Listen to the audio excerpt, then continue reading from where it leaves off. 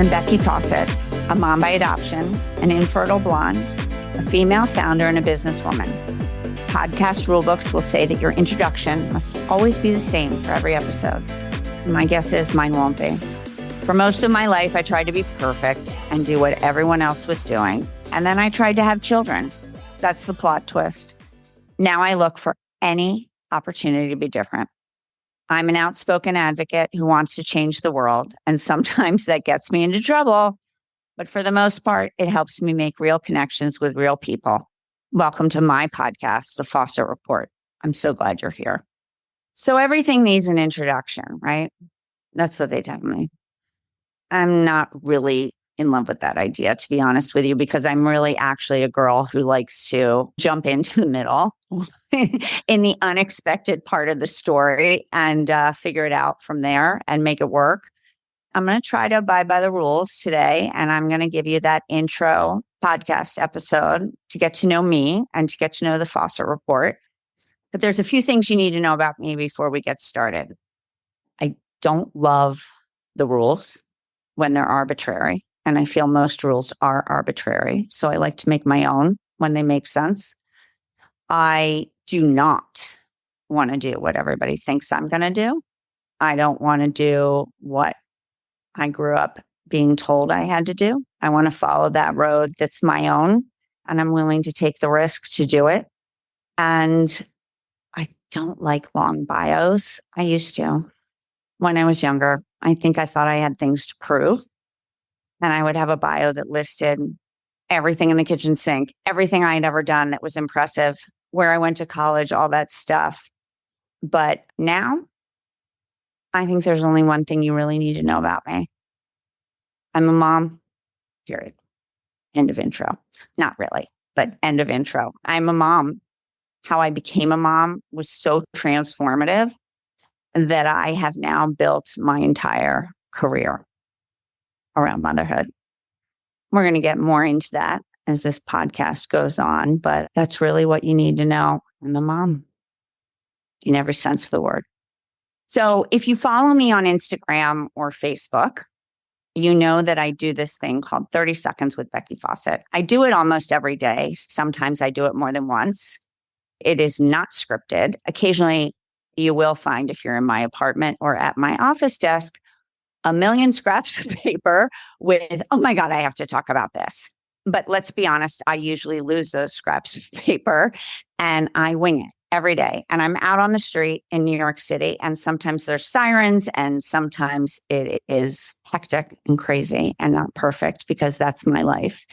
And I talk about everything under the sun, from who I am to being outspoken, to how that really doesn't sit well with everybody, to being unliked, to knowing that you're unliked and how do you deal with that, to not being perfect and embracing that, to being a mom in New York City, to raising two teenage girls in New York City and loving public transportation, because I grew up next to a 400-acre cow farm in the suburbs of Philadelphia, and I love the subway and the bus in New York City. It's my favorite thing to do when I have to get somewhere. And I talk about stigmas. I talk about stereotypes. I talk about how ridiculous they all are and how we need to break them. I talk about the fact that some people take one look at me and assume that I play pickleball and eat lunch at a country club every day. Couldn't be further from the truth. It's not who I am. I do think it's funny when people think that about me, but to each his own.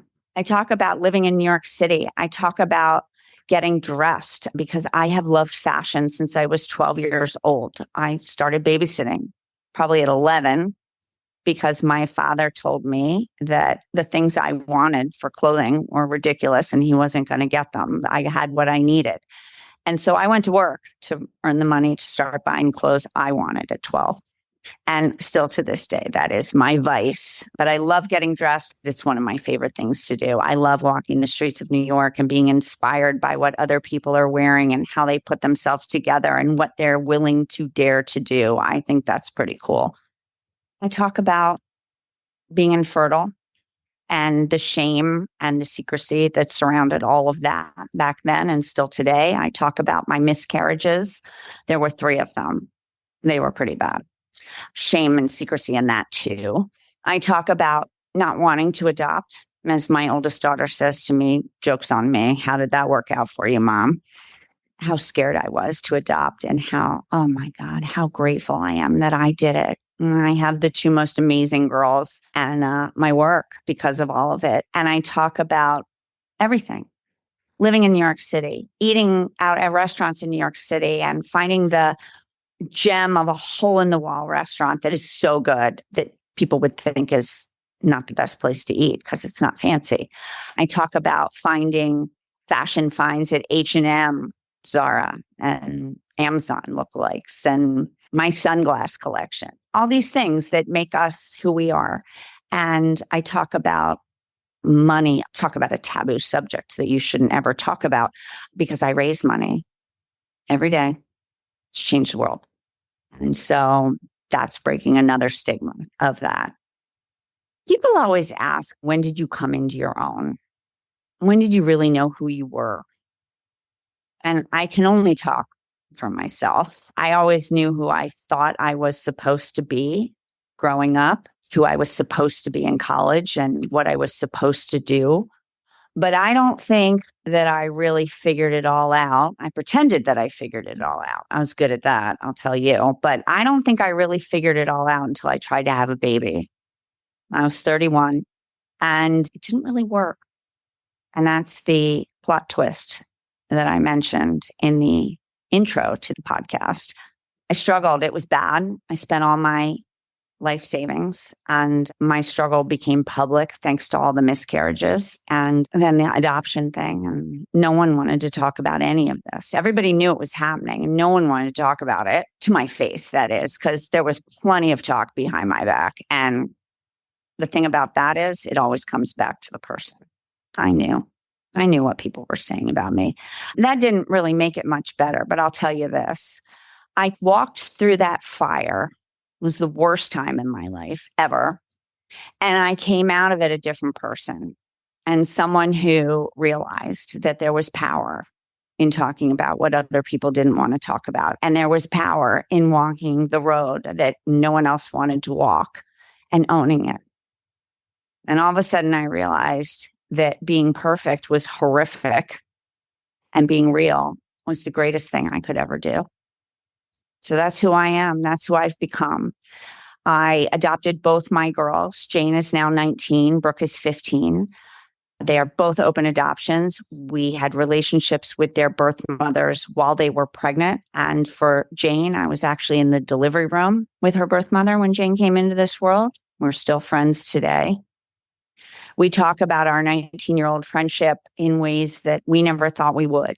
And yes, was it a lot of work? Yeah. But everybody told us back then it couldn't happen and it wouldn't happen. And we defied the odds. It's pretty good. And then Brooke's birth parents, same thing. I wasn't in the delivery room because Brooke had a different story and Brooke arrived 3 weeks early in about 15 minutes, surprising everybody, including her birth mother, and was almost born in the back of a car. But Brooke loves that story because that's her story. It's who she is. She does things on her time when she's ready and not my time. And she always says, Mom, no one makes Becky Fawcett jump through hoops except me. And she's right. It was pretty funny. Those are my girls, and they changed who I was. Their birth mothers changed who I was. And maybe I was this way the whole time, but I needed someone else to draw it out of me.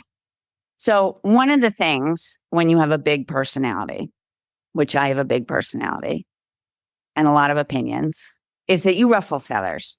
And as a kid, I got myself into trouble with that big personality and opinions. And as a young adult, I would say I probably did too. And I was told always to sit in the background and not to be in the forefront and keep my opinions to myself. But then as I got older, I realized that sometimes my opinions saw the world in a different way and that I could change things and I could make a difference for other people. I learned to stick my neck out for others. And I learned to use my voice for advocacy work to help others when they had lost theirs. And all of a sudden, I finally learned how to harness this big personality and use it for good. However, when you have a big personality, people don't like you all the time. And that's a hard thing. It gets easier with age. I will tell you that. And sometimes they let me know they don't like me, which that really is just like, just keep moving, is my opinion. You don't have to like everybody. None of us like everybody. But if that's why you're going to not like me, that's on you, because that's not a reason to not like me. I know I ruffle feathers. I know I get myself into trouble every once in a while. Do I regret it? Not really, because my heart's there. Sometimes, like I already mentioned, I talk about things other people don't want to. Maybe we all should. One of the things that I talk about, and that for years people have been telling me not to talk about, is my age. I'm turning 55 in 2 months. I'll tell you, I thought turning 50 was pretty damn good. I like it. First of all and foremost, I am very well aware that it's a privilege to grow old. So thank you for that. I am grateful. But I now sometimes find that I am the oldest woman in the room, and sometimes just the oldest person in the room. And I never would have imagined that would feel so good. It feels good because with my age comes experience and wisdom. I'm braver than I used to be because I'm more sure of myself. I know exactly who I am. And I think that is one of the coolest things that all of this has taught me is I know exactly who I am. And I am raising 2 girls now to know exactly who they are in this world. It's a pretty great thing. I also believe that I am a true champion for women and celebrate my friends' successes as much as I celebrate my own. And this is where it would be an example of where I ruffle feathers. I am so tired of other women saying that they're women for women. And if you watch their feed and listen to them talk and watch their track record, they're not. They're not. And it's their story, not mine. People know. People know with me that I'm in it neck deep with everybody. And I want to see everybody succeed and follow their dreams, whether it's business or motherhood or learning to knit, anything. I want to see you do what you want to do, and I will cheer you on the entire way. My friends always say that if you're going to war, you want Becky Fawcett by your side. And the first time that was said to me, I said, that's pretty much the greatest compliment I could get. It's true. I show up for others when they can't show up for themselves, and I show up without them asking me to. That's just who I am. It's instinct. So why am I starting this podcast? Through my work at helpusadopt.org, I have realized that sometimes my voice means something, and sometimes people who aren't listening to others in the adoption world will listen to me. And I like that. I earned that in my work. But where it has morphed past my work is who I've met along the way and how my friendships and my business relationships that become friendships, all roads lead to Help Us Adopt. And I have very interesting friends, very accomplished friends, and great conversations with my friends about all of it. I love 30 Seconds with Becky Fawcett. Maybe my voice can do more. We'll see. That's why we're going to try this. We're going to see where it goes. And if we can change one person's life for the better, it's what I say every day when I show up at work, then I'm okay with that. People ask me what I dream about now. What's next? I sort of laugh at that. I really want to just say, have I not done enough? But I do know what's next because I do still dream about what's to come. I look at just my mother's generation. If you were a 55-year-old woman, you wouldn't have even gotten this far, number one. And number two, you would be done at 55. You would be written off at 55. It probably would have happened well before 55. So I am so grateful to be here and to have the opportunities that I've had. I've worked hard for them. I've pushed for them. That has irritated people too. I've asked for what I deserve. I've gone for jobs that maybe I wasn't there yet, but I talked my way into it and I figured out how once I got there and I succeeded. And I am very proud of that track record. So what's next? More. I'm not done. I'm not even close to done. But helpusadopt.org, my primary job, there's more to do. There's more kids to bring home. There's more families to build. There's more advocacy work to do. And there's more stigmas to break. So we're going to give it a try. So there's more details to the story of not being able to have a baby. I started trying at 31, and we can file all of these details under things that no one wants to hear and no one wants to talk about, because still today, I told you my oldest daughter's 19. So this is 24 years ago. And no one wants to hear about these details. These details are messy. They're very messy. They're uncomfortable. And no one likes that. So here we go. We're going to talk about that right now.